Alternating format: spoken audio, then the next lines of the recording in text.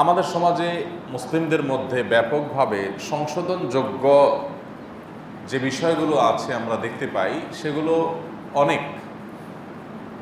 ব্যাপারটা এরকম যে সর্বাঙ্গে ব্যথা ঔষধ দেব কোথা, চতুর্দিকেই কম বেশি ঝামেলা, নানা রকমের ফিতনা, আমাদের ত্রুটি বিচ্যুতি এগুলো আছে।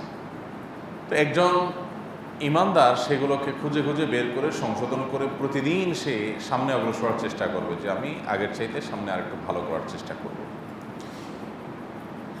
অনেক বিষয় থাকলেও একটা বিষয়কে আমরা আজকে সামনে আনতে চাই, সেটা হলো আমরা মুআমালাত মুআশারার ক্ষেত্রে পারস্পরিক লেনদেন, উঠা বসা এবং আমার দ্বারা কারোর ক্ষতি হচ্ছে কিনা, কষ্ট হচ্ছে কিনা, এই বিষয়গুলো দেখার ক্ষেত্রে যতটা দায়িত্ববান আমাদের হওয়ার কথা আমরা ততটা দায়িত্ববান, দায়িত্বশীল হতে পারছি না। এবং এই যে ত্রুটি, এই যে বিচ্যুতি, আমাদের এই ত্রুটি বিচ্যুতির কারণে আল্লাহর কাছে মুসলমান হিসাবে আমাদের যে মর্যাদা থাকার কথা, আমাদের যে ক্লাস থাকার কথা, সেটা বেশিরভাগ মানুষেরই থাকছে না। ত্রুটি ইমানের মধ্যেও আছে, ত্রুটি ইবাদতেও আছে, কিন্তু এই জায়গাটা ত্রুটিটা পরিমাণ একটু বেশি। অর্থাৎ আমাদের পারস্পরিক উঠা বসা, লেনদেন, সামাজিকতা, অন্যের অধিকারের ব্যাপারে সচেতনতা, এই বিষয়গুলোতে ইসলাম আমাদেরকে যেভাবে নির্দেশ করেছে বেশিরভাগ ক্ষেত্রে আমরা সেই জায়গায় নাই। আর এই বিষয়গুলোকে আমরা যদি একটু পরখ করতে চাই, তাহলে দুঃখজনক বাস্তবতা হলো পৃথিবীর অনেক অমুসলিম প্রধান দেশে অমুসলিমদের জনপদে গেলে তখন আমাদের চোখের সামনে বিষয়গুলো একটু বেশি পরিষ্কার হয়ে যায়। আমরা যেগুলো কোরআন এবং হাদিসের পাতায় পড়ি সেগুলোর বাস্তব রূপ বা উদাহরণ আমাদের সমাজে দেখতে পাই না, আমাদের নিজেদের মধ্যে দেখতে পাই না। কিন্তু আমরা যখন অমুসলিমদের দেশে যাই তখন দেখি যে কোরআন এবং হাদিসের সেসব বিষয়গুলো যেগুলো একজন মানুষকে ভালো মানুষ হিসাবে প্রতিষ্ঠিত করতে, আল্লাহর কাছে গ্রহণযোগ্য করতে সাহায্য করে, সে বিষয়গুলো দেখা যায় সেই সব সমাজে সেসব মানুষদের মধ্যে আছে। তখন দুঃখ হয় যে থিওরি আমাদের কাছে আছে, প্র্যাকটিক্যাল সব ক্ষেত্রে না, কিছু কিছু ক্ষেত্রে প্র্যাকটিক্যাল ওদের কাছে আছে।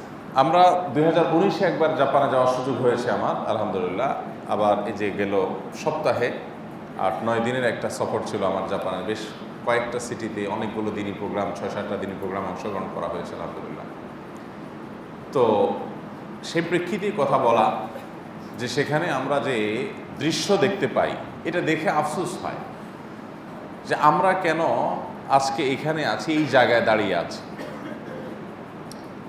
এর ভিতরে একটা বিষয় হলো যে যেগুলো অন্যের অধিকার সংশ্লিষ্ট না, এটা নিজের ব্যাপারে একজন দায়িত্বশীল মুসলমানের কর্তব্য ছিল, সেটা আমরা করি না। সেটা হলো নবী করিম সাল্লাল্লাহু আলাইহি সাল্লাম আমাদেরকে যে লাইফস্টাইল দিয়েছেন, এই লাইফস্টাইল এটা আমাদের আখিরাতে তো আমাদেরকে উপকারী করবেই, দুনিয়াতেও উপকারী করবে।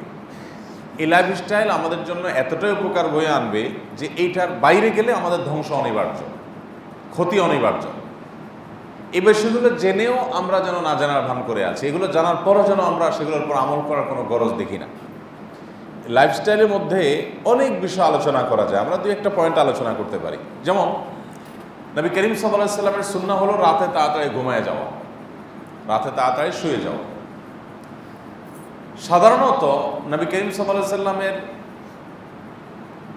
লাইফস্টাইল ছিল যে এশার আগে, সন্ধ্যার পরে তিনি রাতের খানা খেয়ে ফেলতেন এবং এশার আগে খানা খেয়ে এশার পর দ্রুততার সাথে শুয়ে পড়তেন।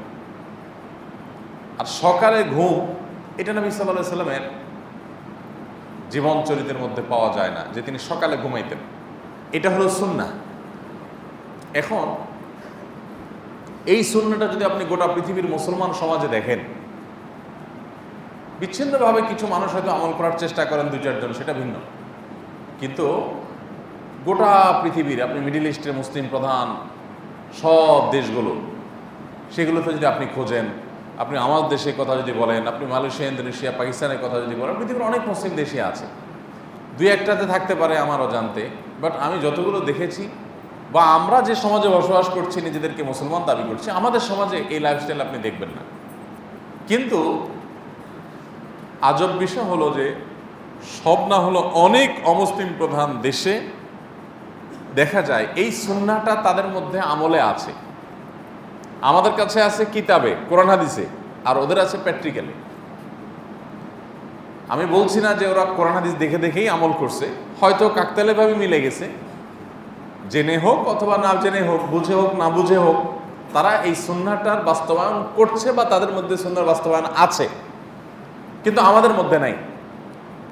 গত মাসে আমাদের সাউথ কোরিয়ার প্রোগ্রাম ছিল, সেখানেও আমরা একই অবস্থা দেখেছি, প্রায় একই অবস্থা। সন্ধ্যার পর পর ফিলিপিনোদেরকে দেখেছি আমি সৌদিতে যখন ছিলাম তখন, মিডল ইস্টে যখন প্রবাস জীবনে ছিলাম তখন, আমি যে বিভিন্ন কোম্পানিতে আমরা যখন বাংলাদেশিদের মধ্যে বিভিন্ন প্রোগ্রামের জন্য যেতাম, প্রবাসী বাংলাদেশিদেরকে দিনই দাওয়া দেওয়ার জন্য, তখন ওই সমস্ত ক্যাম্পে যে ফিলিপিনোরা থাকে তাদের যে লাইফস্টাইল, এটা আমার দেখার সুযোগ হয়েছে অনেক ক্যাম্পে, বহু জায়গায়, বহু ফিলিপিনোদেরকে, যে ওরা মাগরিবের পরে খেয়ে ফেলে, মাগরিবের পরে ওদের রাতের খানা শেষ, এবং আমরা, ওদের তো আর নামাজ নাই, মুসলমান না যেহেতু, তো আমরা যখন এশা পড়ি তখন মোটামুটি তাদের বিছানা যাওয়ার প্রস্তুতি বা বিছানা যাওয়া শেষ। রাত 8টা সাড়ে 8টার ভিতরে তাদের একেবারে গভীর ঘুমে তারা ঢুকে গেছে।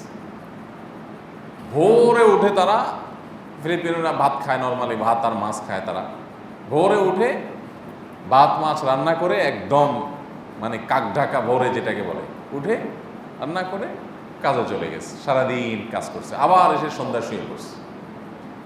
আল্লাহ সুবহানাহু ওয়া তাআলা কোরআনে কারিমে বলেছেন, আল্লাহর অনুগ্রহ তোমাদের প্রতি যে তিনি রাত এবং দিনকে তোমাদের জন্য দিয়েছেন, রাতকে দিয়েছেন যাতে করে তোমরা এই রাতে প্রশান্তি লাভ করতে পারো। প্রশান্তি আসবে কিসে?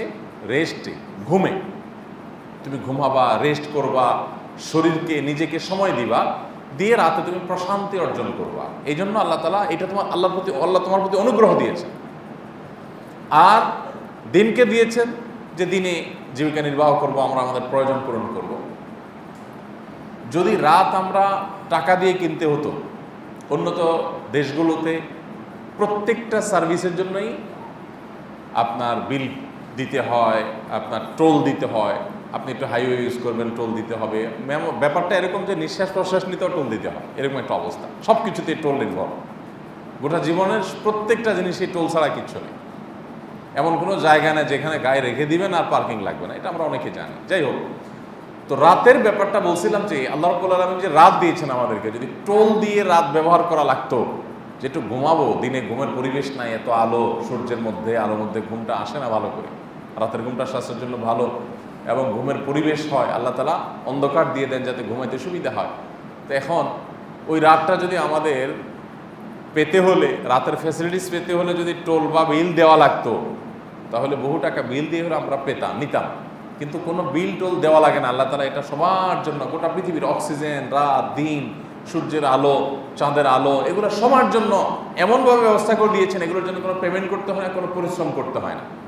কিন্তু সেই নিয়ামতটাকে আমরা এমনভাবে হেলায় হারাচ্ছি, এমনভাবে আমরা ধ্বংস করছি যে আমাদের রাত শুরু হয় 10টা 11টার পর, সন্ধ্যা 7টা 8টা, এগুলোকে আমরা ম্যাক্সিমাম মানুষ রাত মনে করি না, এটাকে আমরা মনে করি কি সন্ধ্যা, মানে রাত হবে হবে আর কি। আর ইসলামী শরিয়ার দৃষ্টিকোণ থেকে সূর্য যখন ডুবে যায় সাথে সাথে রাত শুরু হয়ে যায়। হ্যাঁ, রাতের প্রথম অংশকে আপনি সন্ধ্যা বলেন, কিন্তু এটা রাতের অংশ। বাট মানসিকভাবে আমরা ধরেই নিয়েছি যে সন্ধ্যা 7টা 8টা এটা আবার রাত হলো নাকি, এটা তো হলো সন্ধ্যা। রাত শুরু হবে কখন? 10টা 11টার পর। আর ঘুম শুরু হবে কখন? 12টা 1টার পর। আমরা এখানে যে মানুষগুলো আছি, আমরা কয়জন মানুষ বলতে পারবো যে রাত 10টার মধ্যে আমি বিছানা যাই? দেখুন, বিষয়টা অনেক ছোট মনে হতে পারে, মোটেও ছোট না। প্রিয় নবী সাল্লাল্লাহু আলাইহি সাল্লামের কোনো সুন্নত ছোট না।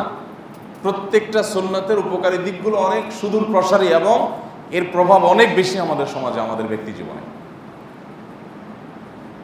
আমি আলহামদুলিল্লাহ নিজেরটা বলি যে আমরা আমাদের বাসায় আমরা চেষ্টা করি 10টার ভিতরে সব বিছানা চলে যাওয়ার, সব 10টার পরে আর যাতে বিছানার বাইরে কেউ না থাকে, কোনো বাতি যেন আর না জ্বলে, সেটা আমরা স্ট্রাগল করছি এবং আমল করা শুরু করে দিয়েছি আলহামদুলিল্লাহ। বেশ কিছুদিন থেকে এটা খুব স্ট্রিক্টলি আমল শুরু করে দিয়েছি। এটার জন্য অবশ্য বড় বাধা হলো মোবাইল। এই জন্য মোবাইলের গলা চেপে বন্ধ করে ফেলতে হবে সন্ধ্যার পর, তাতে অনেক ক্ষতি হবে, হোক, লাভ তার চেয়ে বেশি হবে। সেটাও আমরা প্র্যাকটিস শুরু করে দিয়েছি আলহামদুলিল্লাহ, যে রাতে কেয়ামত হয়ে যাবে আমাকে জানবে না। যখন পৃথিবীতে মোবাইল ছিল না, কি হয়েছে, সব মরে গেছে মানুষ। তো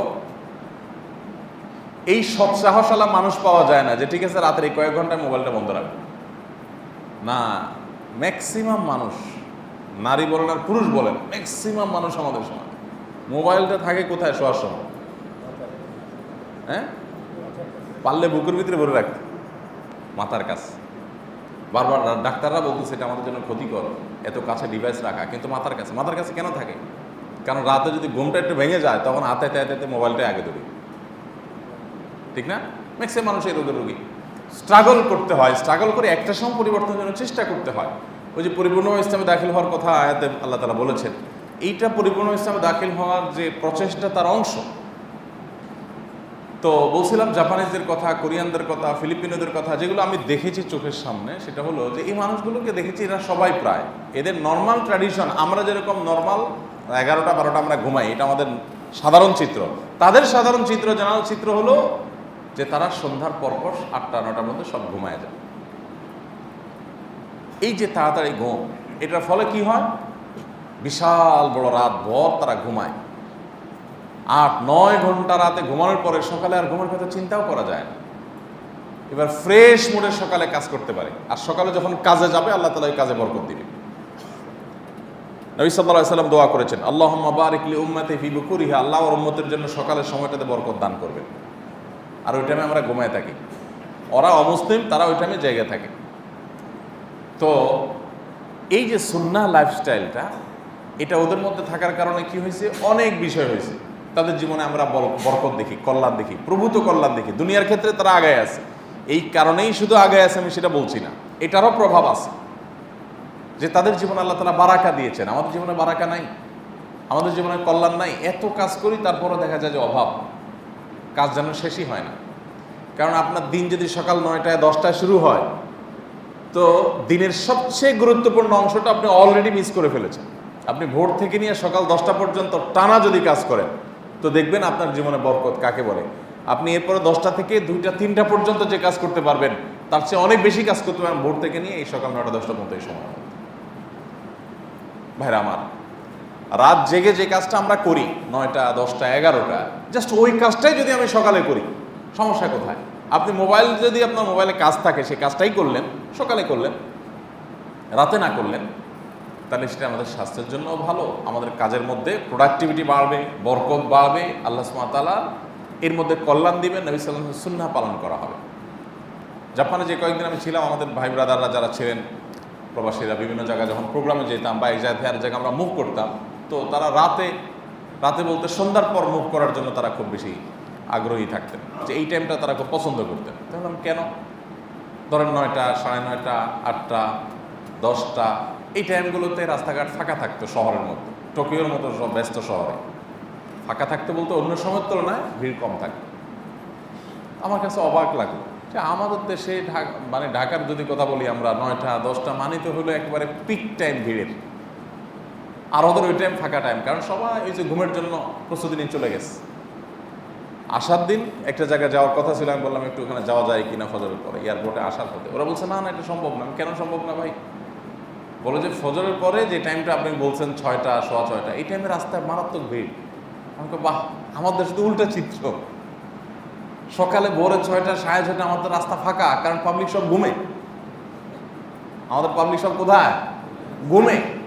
আর ওরা সবাই কাজে, রাস্তায়। জিন্দিগির বরকত দেখেন। মিডল ইস্টের কথা যদি বলেন তো আরো ভয়াবহ চিত্র আমাদের মুসলমানদের মধ্যে। রমজান মাস আসলে সারা রাত জায়গা থাকে তারা, মিডল ইস্টের মানুষ সারা রাত, রাতে কখনো ঘুমায় না, খুব রেয়ার। ঘুমানো মানুষের সংখ্যা খুব কম, প্রায় সবাই সারা রাত জেগে থাকে। রমজান মাস সারা রাত জেগে থাকে, ইবাদত বন্দেগীর জন্য মনে হয় না, শেষ দশকে একটু ইবাদত বন্দেগীর জন্য জেগে থাকে, কিন্তু বাকি সারা রাত ধরে মার্কেটে আর বাইরে টোটো করে ঘুরে বেড়ায় এবং দিনভর ঘুমায়। এর অবশ্য অন্য কারণও আছে, ওই যে রোজা রাখতে গরমের দিন কষ্ট হয়, এই জন্য দিনভর ঘুমায় থাকে, রাতভর কাজ করে, কিন্তু বেশিরভাগই ঘোরাফেরা আড্ডা ফাড্ডা এগুলোতে করে। যাই হোক, তো কেন আল্লাহ রাব্বুল আলামিন জাপানিজদের জীবনে এত বরকত দিয়েছেন, কোরিয়ানদের জীবনে এত বরকত দিয়েছেন, যা অমুসলিমদের জীবনে দিয়েছেন। তারা অনেক ক্ষেত্রে প্রকৃত সুখ, মানসিক শান্তি থেকে দূরে, ঈমান না থাকার কারণে, আল্লাহর সঙ্গে পরিচয় না থাকার কারণে, ভিন্ন বিষয়। বাট তাদের জীবনে যে বরকত হয়েছে, আপনি যদি জাপানের কথা বলেন, পৃথিবীর যত নামি দামি ব্র্যান্ড আছে, একটা দেশ এতগুলো প্রতিষ্ঠিত ব্র্যান্ডের মালিক কিভাবে হয়? তো মাথায় ধরে না। আপনি যদি 10টা ব্যবসা করেন, একটা বা দুইটা হয়তো শাইন করেন, বাকি 8-9টা থাকে কোনো রকম লেভেলে অথবা লসে। যারা ব্যবসা করেন তারা ভালো জানেন। আপনি 10টা ব্যবসা ধরছেন, 10টাই লাল হয়ে গেছে, এরকম হয়? হয় না নর্মালি। একটা দুটো হয়তো শাইন করে, আর বাকিগুলো কোনো রকম চলে। অথচ জাপানিজে যদি আপনি গাড়ির ব্র্যান্ডের কথাই বলেন, টোকিও, নিশান, মাজদা, লেক্সাস, আর কি আছে, ইয়ামাহা, সুজুকি, হুন্ডা, মানে 7টা তো বলা শেষ, আরও আছে। গোটা পৃথিবী দাপড়ে বেড়াচ্ছে দাপটের সাথে। সিঙ্গার, সনি, শার্প, তোশিবা, কোনটার কথা বলবেন, হিটাচি, গোটা পৃথিবী দখল করে আছে। একটা দেশের এতগুলো ব্র্যান্ড, সবগুলো প্রতিষ্ঠিত, এতগুলো ব্র্যান্ড আপনার গোটা দুনিয়াতে বাণিজ্যের ক্ষেত্রে দাবড়ে বেড়াচ্ছে, কিভাবে সম্ভব? আমি একটু খোঁজার চেষ্টা করছি, এই প্রশ্নের উত্তর ঘুরে ঘুরেছি, কেন সম্ভব? তো কেন, এর অনেক উত্তর আছে, অনেক কারণ আছে। এর ভিতরে কয়েকটা ছোটোখাটো কারণের ভিতরে একটা এটাও আমার কাছে মনে হলো আর কি, যে তারা সময়কে খুব হেফাজত করে, আমাদের মধ্যে সময় নষ্ট করে না। আরও যে সুন্নাহ লাইফস্টাইলগুলো তাদের মধ্যে আছে, আর কোয়ালিটিতে কোনো কম্প্রোমাইজ করে না। এর সবগুলো নির্দেশ ইসলাম আমাদেরকে দিয়েছে, আমাদের মধ্যে নাই সেটা। এরপরে আপনি শরীরের কথা যদি বলেন, আমাদের শরীরের অবস্থা কি বলেন? পেটে মাশাআল্লাহ 5-7 কেজি তো ভুঁড়ি, চর্বি আমাদের থাকেই। এটা তো আমাদের নর্মাল চিত্র, তাই না? আর যদি মিডল ইস্টে যান, তো মুসলমানদের দেখবেন যে মাশাআল্লাহ সব দেখবেন পেটের জন্য হাঁটতেই পারে না, তাই না? আমি সৌদিতে প্রথম যাওয়ার পর একটা লেখা কোনো একটা মাসিক পত্রিকা লিখছিলাম, সেখানে আসার পর দুইটা জিনিস দেখে আমার কাছে অবাক লাগলো। এক হলো যে প্রতিটা গলিয়ে গলিয়ে খাবার হোটেল ছাড়া আর কিছু নেই, মনে হচ্ছে সব খাবার হোটেলের শহর আর কি। কারণ বাসা রান্না বাড়া সব এই সব খায়, দোকানের খাবার খায়, খুব কম রান্না বাড়া হয়। আর দ্বিতীয় হলো নর্মাল কোনো মানুষ নেই, সব পেট বড়, মোটা, বোটকা, এই হলো চিত্র। এদের দিয়ে কী হবে? যুদ্ধ লাগলে তো দৌড়ে পালায় চলে যাবে, এদের কাছে পড়ে যাবে তো দৌড়াইতে দৌড়ে যাইতেও তো পারবে না, পালাইতে তো পারবে না। আপনি কোরিয়ানদেরকে যদি দেখেন, জাপানিজদেরকে দেখেন, চায়নাদেরও সম্ভবত একই চিত্র। বিশেষ করে আমি এই দুইটা দেশের কথা বলছি, সম্প্রতি যে আসছি, যে আপনি পুরো শহর খুঁজে একটা পেটালা মানুষ খুঁজে পাবেন কিনা সন্দেহ আছে। একটা মানুষ, আমি তো আমার চোখে পড়ে নাই, আছে, রেয়ার কেস আছে, নর্মালি নাই। আপনারা খেয়াল করে দেখেন, মহিলা হোক আর পুরুষ হোক, প্রায় 100% মতো সব স্লিপ, আগাগোড়া সমান, অ্যাংলা পাতলা, মানে স্বাস্থ্যটা এত সুন্দর যে এই শরীর নিয়ে কাজ করতে সে কমফোর্ট ফিল করে। আর আমাদের খাইতে খাইতে খাইতে খাইতে নাক পর্যন্ত, গলা পর্যন্ত ডেকুর দিলেও বেরোয় আসে। একবার খাইতে খাইতে বেহুশ হয়ে যাই, এরপরে আবার সফট ড্রিঙ্কস, তারপরে গ্যাস্ট্রিকের ওষুধ খুঁজতে থাকি। অনেকে আছে দাওয়াত খেয়ে এসে দেখবেন গ্যাস্ট্রিকের ওষুধ খুঁজে। আপনারা এত খাইতে বলছে কি, যে পর্যন্ত খাইলে আবার গ্যাস ওষুধে আপনার নামাইতে হবে। এবার সেগুলো গোটা শরীরকে স্থূল করে দিচ্ছে। অথচ নবী করিম সাল্লাল্লাহু আলাইহি ওয়াসাল্লাম আমাদেরকে যে লাইফস্টাইল দিয়েছেন সেটা কি? পেটের 3 ভাগের 1 ভাগ খাবার, 1 ভাগ পানীয়, আর 1 ভাগ খালি রাখো। আমাদের যে স্টমাকের যে সাইজ, রিয়েল সাইজ, এক ডাক্তার আমাকে দেখাইছিলেন যে ওইটা মানে মূল সাইজটা 2 হাতের কোষ একসাথে করলে যে সাইজ হয় ওইটা নাকি, এটা উনি বলেছেন। কতটা সত্য ডাক্তাররা ভালো বলতে পারবে। আমি এইটুক বলি, বা এর চাইতে একটু বড় হবে, এর বেশি না। আমাদের যে স্টমাকের সাইজ, হ্যাঁ, যদি বলেন যে আমার তো স্টমাক মাশাআল্লাহ যত খাই তত বড় হয়, তো ওইটা তো রবারের মতো, আপনি যত দিবেন তত ফুলতে থাকবে। এবং ফুড ভ্যালু বিবেচনা করে খাওয়া, এটা তো আমাদের অন্তত বাঙালির চরিত্র অন্তত নেই। আমাদের জিহ্বা ভালো লাগছে কিনা, গুড, এটা খাওয়ান, ওইটার খাদ্য শক্তি কী আছে দেখা দেখিনি। নবী করিম সাল্লাল্লাহু আলাইহি ওয়াসাল্লাম তো এই লাইফস্টাইল আমাদেরকে দেন নাই ভাই। উনি যে লাইফস্টাইল দিয়েছেন, সেই লাইফস্টাইল যদি আমরা ফলো করতাম, তো আমরা শারীরিকভাবে অনেক শক্তিশালী হতাম, আমাদের কাজের স্পৃহা অনেক বেশি থাকতো, আমাদের কাজে বরকত অনেক বেশি থাকতো, জীবনের প্রোডাক্টিভিটি অনেক বেশি থাকতো। এখন সব শরীর মেজমেজ করে, ঘুম থেকে উঠতে মনে চায় না, শোয়া থেকে উঠতে মন চায় না, হ্যাঁ, বসলে আর দাঁড়াইতে মন চায় না, বাসাতে আসলে আর কাজে যেতে মনে চায় না, আড্ডা মারতে শুধু মন চায়, কারণ শরীরটা তো এরকম বানাই ফেলছি, ঝিমানি আর ঘুম ছাড়া কিচ্ছু নেই। সুন্নাহকে ছেড়ে দিয়ে আমরা ধ্বংসের দিকে চলে যাচ্ছি। আমাদের কাছে থিওরি আছে, হাদিস আছে, কোরআন আছে, এগুলো খুব বলি আমরা, কিন্তু আমল নেই। আপনি যে বলেন যে আপনি কি করেন, আমি চেষ্টা করতেছি আলহামদুলিল্লাহ, অনেকখানি নিজের কারেকশন প্রতি মুহূর্তে করার চেষ্টা করি। ফজরের পরে আমরা আমাদের বাসায় কোনো ঘুমের সিস্টেম রাখি নেই। কোনো দিন হয়তো কদাচিৎ বিশেষ কোনো কারণে দেরি হয়ে গেছে, আগের দিন কোনো বিশেষ ঝামেলা হয়েছে, সেটা ভিন্ন কথা। নর্মালি ফজরের পরে কারোর কোনো ঘুম নেই, সবাই জেগে থাকতে হবে এবং সেজন্য রাতে তাড়াতাড়ি শুইতে হবে। তো এই জিনিসটা মনে হবে ছোট, কিন্তু এর প্রভাব আমাদের জীবনে অনেক বড় এবং বিশাল। এর বাইরে আমরা যেটা বলছিলাম আচরণগত, ব্যবহারগত, সেটা তো রীতিমতো দুর্ভিক্ষ চলছে। আমাদের যেন সবগুলো কোরআন হাদিসের পাতায় পাতায় সাজায় রাখার জন্য, এগুলো আমরা বলি গল্প হিসাবে, ফখর করি যে হ্যাঁ আমরা মুসলমান, ইসলামে এটা আছে সেটা আছে। আমার জীবনে কি আছে সেটা আমি দেখি না। এই জন্য কেউ বলেছে, ভালো বলেছে, যে মুসলিম দেশগুলোতে আজকালকার চিত্র, মুসলিম দেশগুলোতে মুসলমান পাওয়া যায়, ইসলাম খুব কম পাওয়া যায়। আর অমুসলিম প্রধান দেশগুলোতে অন্তত লাইফস্টাইলের মধ্যে, সব ক্ষেত্রে না, বিশ্বাসে অন্যান্য জায়গায় না, লাইফস্টাইলের ক্ষেত্রে ইসলাম পাওয়া যায়, মুসলমান পাওয়া যায় না। তাদের ওখানে মুসলমান না থাকলে কি হয়েছে, ইসলামের প্র্যাকটিসটা আছে, সব ক্ষেত্রে না, অনেক ক্ষেত্রে। তো এই জিনিসগুলো আমাদের ধারণ করার চেষ্টা করা দরকার। আমরা কতকাল আর এভাবে থাকবো যে আমি আমার নিজেকে পরিবর্তন করব না? আপনি যদি আখলাক আর আচরণের কথা বলেন, আখলাক আর আচরণের কথা যদি বলেন, তাহলে সেক্ষেত্রে অমুসলিম প্রধান দেশগুলোতে তারা তাদের পারস্পরিক আচার আচরণের ক্ষেত্রে যতটা সুন্দর, যতটা উন্নত, আমরা কি তার ধারে কাছেও আছি? অথচ আমার কোরআন হাদিস যেগুলো বলছে এগুলো তো সব তারা ধারণ করে আছে, উচিত ছিল আমার নেওয়া।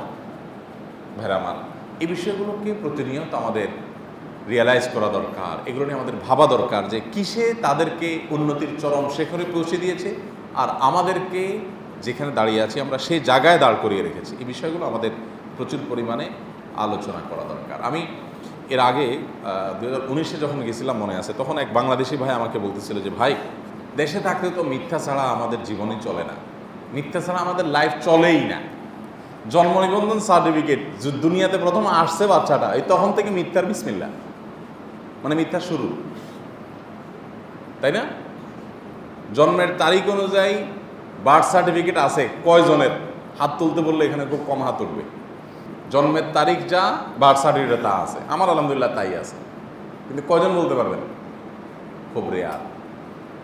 ঠান্ডা মাথায় একেবারে জেনে শুনে একজন অভিভাবক, একজন অভিভাবিকা ঠান্ডা মাথায় জেনে শুনে উনি একটা মিথ্যা কথা দিয়া বাচ্চার জীবনটা শুরু করেন।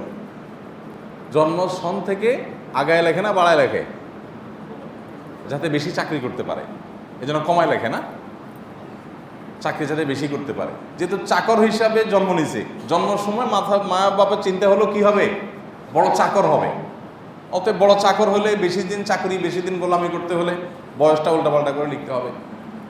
এই জন্য দেখা যায় যে আপনার অনেক সময় জিজ্ঞেস করা লাগে, ভাই জন্ম সন কোনটা? তো জিজ্ঞেস করলে উত্তরে দেওয়া হয়, বলা হয় যে কোনটা ভাই, সার্টিফিকেটেরটা না অরিজিনালটা?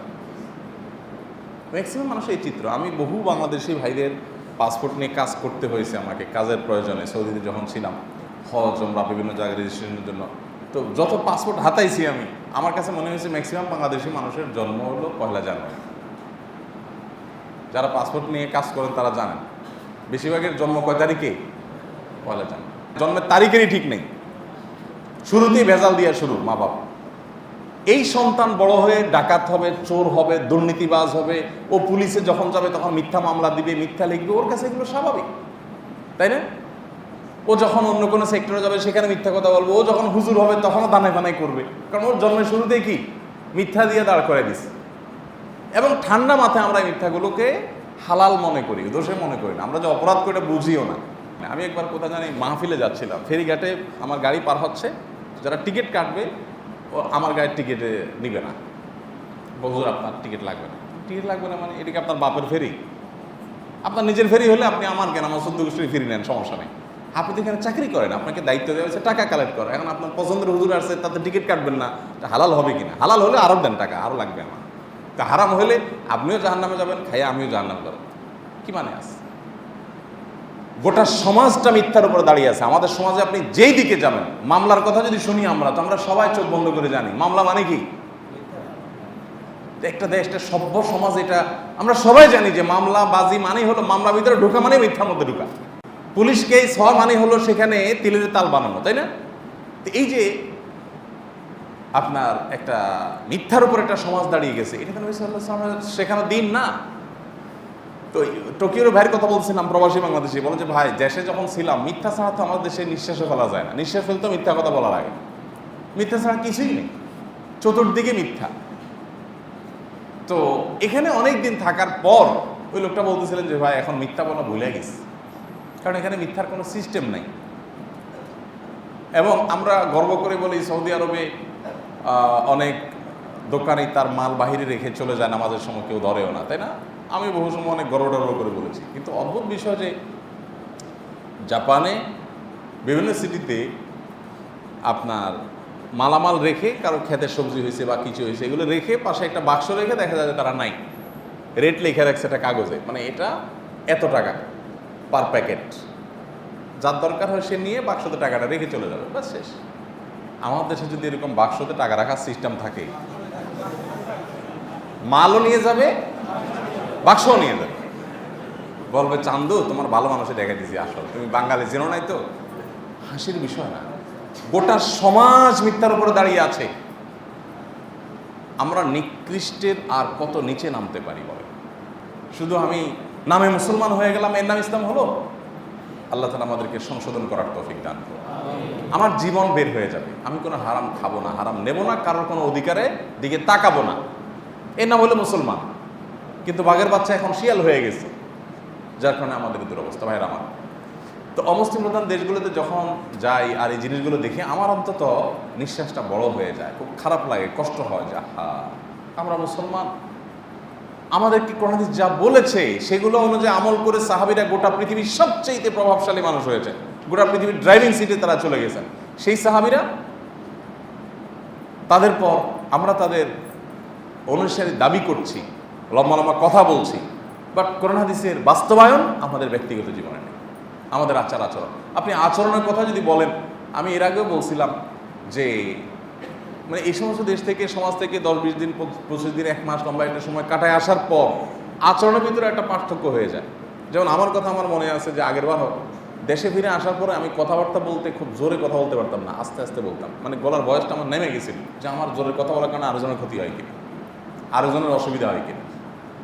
কারণ ওদেরকে মানে দেখা যায় যে তারা সাধারণত কথা বলার সময় এত আস্তে আস্তে কথা বলে যে কারোর কোনো ক্ষতি না হয়, কারোর কোনো অসুবিধা যেন না হয়, সেদিকটা তারা খেয়াল করে। আর আমাদের তো মাশাআল্লাহ সুবহানাল্লাহ আলহামদুলিল্লাহ, এই যে ওয়াজ মাহফিলের মৌসুম চলতেছে, আমরা এখন অশেষ নাকি হাসিলের জন্য 3 মাইল দূরে মাইক লাগাইয়া বহু মানুষের ঘুম হারাম করিয়া আল্লাহকে খুশি করার চেষ্টা করি। আর সামনে নির্বাচন আসতেছে, বলাই বাহুল্য, নির্বাচন আসুক আর না আসুক, রাজনীতির নামে, ধর্মের নামে, সংস্কৃতির নামে আমরা মানুষকে অতিষ্ঠ করা, আমাদের বিবেকটা একটাবার বলেও না যে এই মাইকটায় আমি সবাইকে অতিষ্ঠ করতে পারি কিনা। বিভিন্ন জায়গায় যখন নির্বাচন শুরু হয় তখন শুরু হয় হলো পোস্টারের অত্যাচার আর ব্যানারের অত্যাচার, তাই না? কোনো সভ্য সমাজে এই জিনিসগুলো গ্রহণযোগ্য হতে পারে না, কিন্তু আমাদের কাছে গ্রহণযোগ্য না, এগুলো গা সওয়া হয়ে গেছে আমাদের, এগুলোই আমাদের কালচার হয়ে গেছে। জানি না আল্লাহ তাআলা আমাদেরকে কবে উদ্ধার করবেন এই অপসংস্কৃতি থেকে, এই জুলুম থেকে, এবং এই পারস্পরিক একজন আরেকজনের হক নষ্ট করা থেকে। আসল গোটা সমাজকে তো আমি বদলাতে পারবো না, এবং সেজন্য আল্লাহর কাছে আমার জব দিতেও সেই লেভেলে নাই নিজের ব্যাপারে যেটা আছে। অতএব আমরা নিজেরা অন্তত নিয়ত করি যে আমি কোরআন হাদিস একজন ভালো মানুষের যে চিত্র অঙ্কন করেছে সে মানুষটা হওয়ার চেষ্টা করবো ইনশাআল্লাহ। চেষ্টা করা যাবে তো ইনশাআল্লাহ? আমার দ্বারা কোনো মানুষের অধিকার নষ্ট হবে না, কেউ কষ্ট পাবে না, কারোর অধিকার খর্ব হবে না, এবং হারাম এটার দিকে আমি তাকাবো না, চুল পরিমাণ তাকাবো। এই চেষ্টাটা আমরা সবাই নিজে নিজে করতে পারি ইনশাআল্লাহ। আল্লাহ রাব্বুল আলামিন আমাদের সবাইকে সেই তৌফিক দান করুন। আমরা যদি প্রত্যেকটা মানুষ আন্তরিক হই, যার যার জায়গায় চেষ্টা করি, আমি সবাইকে ঠিক করতে পারি আর না পারি, অন্তত আমি নিজে ভালো হয়ে থাকতে পারবো ইনশাআল্লাহ বিইذনিল্লাহ, এবং আমার পরিবারটাকে অন্তত মুসলমান হিসাবে গড়ে তুলতে পারবো। দেখুন, আমি যদি নিজে ভালো না হই, আমার নিজেকে যদি আমি সংশোধন করতে না পারি, তাহলে সেক্ষেত্রে আমার পরিবার, আমার ছেলে মেয়ে, এরা মানুষ হবে না। এবং দিন শেষে আল্লাহ তাআলার কাছে ভালো মুসলমান হওয়ার যে সুযোগ আছে আমার, সেটা আমরা অর্জন করতে পারবো না, এটা থেকে আমরা বঞ্চিত হবো। আল্লাহ তাআলা আমাদের সবাইকে আমলের তৌফিক দান করুন। তাহলে আমরা খাঁটি মুসলিম হওয়ার জন্য, ইসলামে পরিপূর্ণভাবে প্রবেশ করার জন্য কয়েকটা বিষয়। নাম্বার 1, আমরা খেয়াল রাখবো যে আমার দ্বারা কোনো মানুষের কোনো হক অধিকার যেন নষ্ট না হয়, কারো কোনো ক্ষতি যেন না হয়। আমার একটা উচ্চ আওয়াজে কারোর কোনো ক্ষতি হবে, এটা যেন না হয়। অন্যের ক্ষতি করবো, এটা যেন চিন্তাই করা না যায়। টোকিওতে 2টা এয়ারপোর্ট আছে, একটা হলো নারিতা আর একটা হলো হানেদা। তো নারিতা এয়ারপোর্টে এবার যাওয়া হয়েছে, আমার আগের বার হানেদা গেছি। তো আমরা হিরোশিমা থেকে টোকিওতে আসছি, ফ্লাইটটা আমি চাইছিলাম আর একটু পরে হয় কি না, বলে যে না, রাত 11টা পরে এখানে কোনো বিমান ওঠানামা করে না। তাহলে এটা আবার কোন কথা? একটা এয়ারপোর্টে রাত 11টা থেকে নিয়ে সকাল পর্যন্ত কোনো বিমান ওঠানামা করে না, কত বড় লসের কথা। একটা এয়ারপোর্টের হাজার হাজার স্টাফ, লাইট, বিদ্যুৎ, এত কিছু, এত ঘন্টা যদি বিমান ওঠানামা না করে, তাহলে এটা আমি ইনকাম নাই, খরচ ঠিকই আছে, তো লস। এদের কি বুদ্ধিশুদ্ধি নেই জাপানিজদের? এরা আমাদের কাছে বুদ্ধিশুদ্ধি নেওয়া উচিত ছিল। আরেকটা এয়ারপোর্ট আছে, সেটা 24 ঘন্টা। একটা শহরে 2 পাশে 2টা ইন্টারন্যাশনাল এয়ারপোর্টে কোনো যুক্তি নেই, কেন থাকবে? এটা তো নর্মালি থাকার কথা না। তো এক বাংলাদেশি ভাই বললেন, ওনার মানে তথ্যের সত্যতা আমি এখনো যাচাই করতে পারি নাই, কয়েকজনই বললেন, একজন না, যে ভাই এই এয়ারপোর্টের আশেপাশের কোনো বাসিন্দা সে মামলা করছে কোর্টে যে এখানে রাত বিরাতে বিমান ওঠানামা করে, আমার ডিস্টার্ব হয়, সেই জন্য অর্ডার হয়েছে এই মামলা নিষ্পত্তি ওরা কোন, তো এখানে রাত্রে কোনো বিমান ওঠানামা করতে পারবে না। আমি বলি, এটা যদি আমাদের দেশে কেউ বলতো, এরে তুলে নিয়ে যেত, যে আসো তোমার সাথে আলাপ সালাপ আছে নিয়ে। মানুষের মানে অন্য একটা মানুষের কষ্ট হবে, সেটা তাদের কাছে কত গুরুত্বপূর্ণ যে একটা এয়ারপোর্টে পুরো সার্ভিস অফ করে দিচ্ছে, যে তার কষ্ট হচ্ছে, এটা আসলে তার কষ্ট হচ্ছে কিনা, তার অধিকার কতটুকু আছে সেটা নিষ্পত্তি হোক, তারপরে ফয়সালা হোক। কত বড় একটা ব্যাপার চিন্তা করো। হায়রে মুসলমান, ঐতিহ্য আমরা যখন দেখি, ওমর রাদিয়াল্লাহু তাআলা আনহুর কথা, নবী করিম সাল্লাল্লাহু আলাইহি সাল্লাম যুদ্ধে সাহাবীদেরকে সোজা করতেছিলেন লাঠি দিয়ে দিয়ে। একজন বলতেছে, আমার এখানে আপনি সোজা করতে গিয়ে একটু জোরে লাগছে, আঘাত লাগছে, আমি প্রতিশোধ নেব। চিন্তা করেন, নবী করিম সাল্লাল্লাহু আলাইহি সাল্লাম কোনো রাগ ঢাক না করে সাথে সাথে বলেন, হ্যাঁ অবশ্যই, ডেফিনেটলি, তোমার যদি কষ্ট হয়ে থাকে তুমি প্রতিশোধ গ্রহণ করো। আমাদের সব ইতিহাসের পাতায় আছে, সোনালী অধ্যায় আমরা মুসলমানরা রেখে চলে আসছি। আজকে আমাদের সেই সম্পদগুলো তাদের মধ্যে আমরা দেখতে পাই, বাস্তবায়ন তাদের মধ্যে দেখতে পাই। এই জন্য ভাইরা আমার, আপনি যদি দুনিয়াতে সুখী হতে চান, আপনি যদি প্রোডাক্টিভ লাইফ আপনি যাপন করতে চান, আপনি যদি আপনার জীবনটাতে বরকতে পরিপূর্ণ হোক এটা চান, দুনিয়াতেই কল্যাণ চান, আখিরাতটা তো বটেই, তাহলে আপনাকে সুন্নাহ লাইফস্টাইলে আসতে হবে।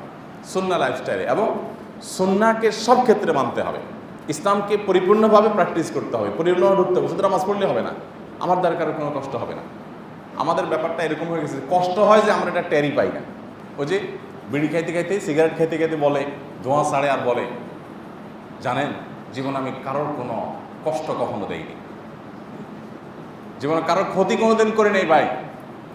এটা বলে কখন? সিগারেট খায়, ধোঁয়াটা ছাড়তে ছাড়তে বলতেছে, ভাই শুনছেন, জীবনে কোনোদিন কারোর ক্ষতি করে নাই। স্টিল সে তখনই ক্ষতি করতেছে, ধোঁয়া ছাড়তেছে, আর বলে সে জানেই না ক্ষতি কিভাবে হয়। এরকম একটা ভয়াবহ অন্ধকার এবং জাহেলিয়াতের মধ্যে আমরা ডুবে আছি।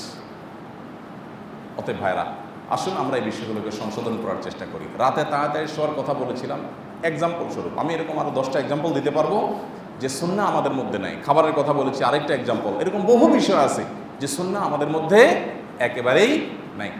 রাস্তায় কষ্টদায়ক কিছু পড়ে থাকলে সেটা ফেলে দিলে, রাস্তায় আপনি কিছু ফেললেন, টিস্যু, পোশাক, যাই হোক, এটা কি সওয়াবের কাজ না গুনার কাজ? গুনার কাজ। কিন্তু আমরা সবাই ফেলি।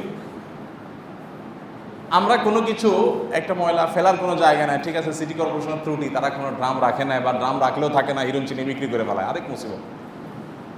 তো আমরা অন্তত নিজেরটা নিজের পকেটে রাখি, বাসায় নিয়ে আমার ময়লার ইয়েতে ফেলবো, বা কোথাও ময়লার জায়গা পেলে সেখানে ফেলবো, তারা কোনটা ফেলবো না। আমরা কয়জন মানুষ আছে দায়িত্বশীল বলেন? আমাদের শহরে আপনি বেশি দূরে না, চিটাং রোডে যদি যান তো দেখতে পাবেন যে নিচে কি অবস্থা, তাই না? মনে হয় যে এখানে একটা বড় যুদ্ধ হয়ে গেছে, যুদ্ধ পরবর্তী অবস্থা, নিচে এগুলো পড়ে আছে, তাই না? অথচ অমুসলিম প্রধান সে সমস্ত দেশে তেমন কিছুই পাওয়া যায় না, রাস্তাঘাটে কোথাও। লজ্জা হয়। আমরা সৌদির কথা জানি, সৌদি আরব, মিডিল ইস্টে প্রতি 10 কদম 20 কদম পর ক্লিনার দাঁড়ায় থাকে রাস্তা, তাই না? এবং সব আমাদের স্বদেশি ভাইরাই বেশিরভাগ। এটা উন্নত দেশগুলোতে, অমুসলিম প্রধান দেশগুলোতে আপনি দেখতে পাবেন না। তাদের এত ক্লিনার দরকার হয় না, 10 কদম 20 কদম দূরের কথা, আপনি আধা কিলোমিটারের মধ্যেও দেখবেন না একজন ক্লিনার দাঁড়ায় আছে, কারণ তারা প্রত্যেকে ক্লিনার, প্রত্যেকে যার যার জায়গায় দায়িত্বশীল। তো আমাকে ইসলাম যেটা বলেছে যে ইমাতাতুল আযা আনিত তারিক, রাস্তা কিছু অন্যকেও ফেলে দিলে তুমি সেটা তুলে নিবা, এটা ইবাদত। আর সেখানে অন্যেরটা তোলা তো পরের কথা, বরং আমি সারাক্ষণ ফেলতেছি, এটা তো ইসলাম হতে পারে না। আপনি মসজিদ থেকে বের হয়ে মসজিদে যে মিলাদের মিষ্টি পাইছেন, ওই প্যাকেটটা খাইতে খাইতে বাইর হয়েছেন, হইয়া যাওয়ার সময় ছড়িয়ে দেওয়া রাস্তায় ফেলে দিয়ে চলে গেল। এই না আমাদের সাধারণ চিত্র? একটা ভাত বিরুকে বাঁধতেছে না, এটা তো আমি গুনার কাজ করতেছি, এটা রাস্তা ফেলার জিনিস না, এই রাস্তা সাধারণ মানুষের জন্য। আমি খেয়েছি, এই খোসাটা আমার দায়িত্বে, আমি এটাকে যথাস্থানে ফেলবো, আমি যেখানে সেখানে ফেলতে পারি না, কিন্তু নাই। তো উপমা যদি দিতে যাই, তো ওই যে বললাম শুরুতে, সর্বাঙ্গে ব্যথা ওষুধ দেবো কোথাও, পুরো জীবনটা এরকম দেখা যায়। ভাইরা আমার, কতকাল এভাবে চলবো আমরা? আসুন সংকল্প করি, আমরা আমাদের চলাফেরা, খাওয়া দাওয়া, ঘুম, প্রত্যেকটা ক্ষেত্রে আমরা সুন্নাহকে মেনে চলবো ইনশাআল্লাহ, এবং আখলাকটা মুসলমানের আখলাক যেমন হওয়া উচিত যেমন করবো। আল্লাহ আমাকে, আপনাকে, আমাদের সবাইকে আমাদের তৌফিক দান করবে। সবার চেষ্টা করবো তো ইনশাআল্লাহ। জাযাকুমুল্লাহ খাইরা ওয়া আখিরু দাওয়ানা আলহামদুলিল্লাহি রাব্বিল আলামিন। আস-সুন্নাহ ফাউন্ডেশন, উম্মার স্বার্থে সুন্নাহর সাথে।